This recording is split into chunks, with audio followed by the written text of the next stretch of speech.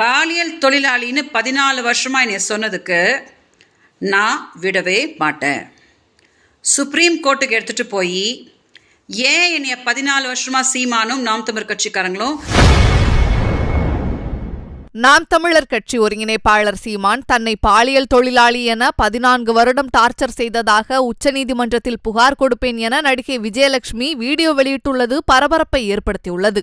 என்னோட கேஸ்ல சீமான் உச்சநீதிமன்றம் போய் விசாரணைக்கு ஒரு இடைக்கால தடையை வாங்கினார் இல்லையா? அதில் வாங்கும்போது நீதிபதிகள் சொன்னாங்க, இந்த மாதிரி விஜயலட்சுமிக்கு ஒரு இழப்பீடு கொடுங்க அப்படின்னு சொல்கிறாங்க. சீமானோட வழக்கறிஞர் சொல்கிறாங்க, ஆமாம் நாங்கள் அதை தான் பேசிக்கிட்டு இருக்கிறோம், நாங்கள் உறுதியாக பண்ணுவோம் அப்படின்னு சொல்லி அந்த ஆர்டர் வாங்குறாங்க. வெளியில் சீமான் பத்திரிகையாளர்களை சந்திக்கும் போது நான் அப்படி ஒரு இழப்பீடுலாம் கொடுக்க போகிறதில்ல அப்படின்னு சொல்லிட்டு போகிறார்.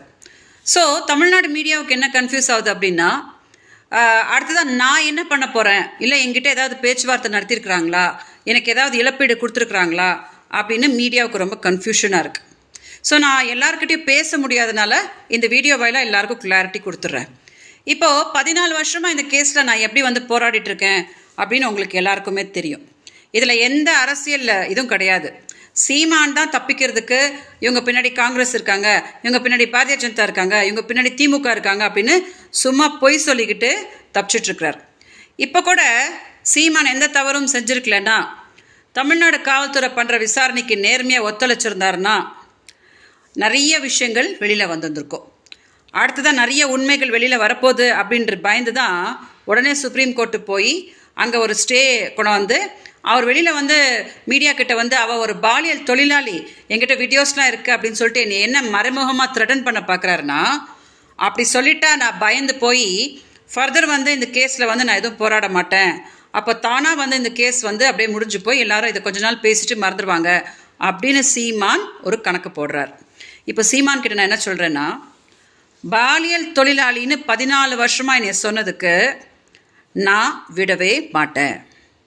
சுப்ரீம் கோர்ட்டுக்கு எடுத்துகிட்டு போய் ஏன் என்னைய 14 வருஷமாக சீமானும் நாம் தமிழர் கட்சிக்காரங்களும் என்னைய பாலியல் தொழிலாளின்னு சொல்லி டார்ச்சர் பண்ணி சாகர லெவல் வரைக்கும் என்னைய தள்ளுறாங்க அப்படின்றதுக்கு சீமான் அங்கே பதில் சொல்லியே ஆகணும்.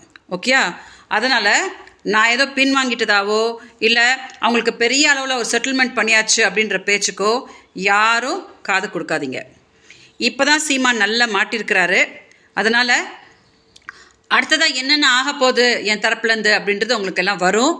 அது வரைக்கும் தயவு செஞ்சு எல்லாம் பொறுமையாக இருங்க. தயவு செஞ்சு இந்த வீடியோவை மீடியா டெலிகாஸ்ட் பண்ணும்போது அங்கே குழப்பத்தில் இருக்க நிறைய பேருக்கு ஒரு கிளாரிட்டி கிடைக்கும், மக்களுக்கு கிளாரிட்டி கிடைக்கும். ஸோ சீமான்கிட்டையும் நான் என்ன சொல்கிறேன் அப்படின்னா, என் வாழ்க்கையை சீரழிச்சிட்டு கடைசியாக சுப்ரீம் கோர்ட்டு போயிட்டு ஒரு ஸ்டே கொண்டு இவங்க பின்னாடி திமுக இருக்கிறாங்க அப்படின்னு சொல்லிட்டு வித்தை காட்டிட்டு போகிறதுக்கு நான் போராடிட்டு இல்லை. ஓகே?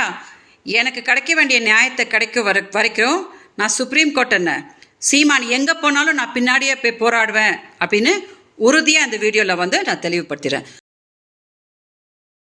செய்திகளை உள்ளது உள்ளபடி தெரிந்து கொள்ள ரெஃப்ளெக்ட் நியூஸை சப்ஸ்கிரைப் பண்ணுங்க.